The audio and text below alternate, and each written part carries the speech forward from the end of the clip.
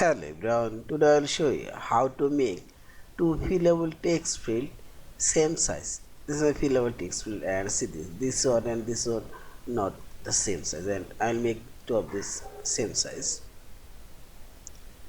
Now select from option and here you will find the select field and drag your mouse to select two of this. Now select first one and click right button for mouse cursor, and here you will find the size option and simply select both and see this two of this now same size. And if you select, I'll make this one, and if you select first one, drag your mouse cursor, so second one, and see this both sides and see this. And if I select this one and same size and see this,